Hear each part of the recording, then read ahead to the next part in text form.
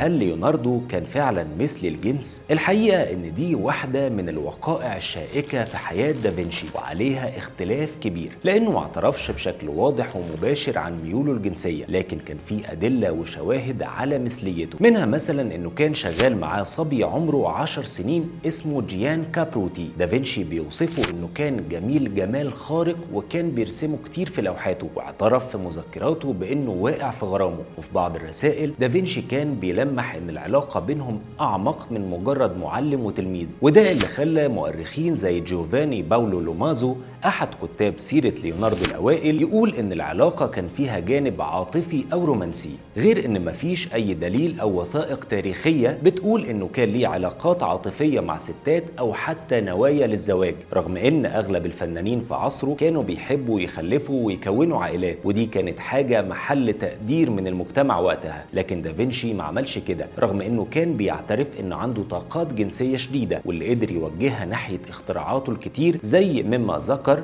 سيجموند فرويد، واستشهد بكلمات دافنشي نفسه لما قال الشغف الفكري بيطرد الشهوانية. وده خلى باحثين كتير يشوفوا ان دافنشي عاش مثل الجنس، لكن بشكل غير معلن بسبب مخاطر العقوبة الاجتماعية والقانونية وقتها. ورغم تبرئته قضائيا من الاتهام ده سنة 1476، إلا ان سمعته كانت اتشوهت وابوه اتبرى منه، فساب فلورنسا وراح منطقة قريبة منها اسمها بيستويا، وهناك اشتغل على مشاريع صغيرة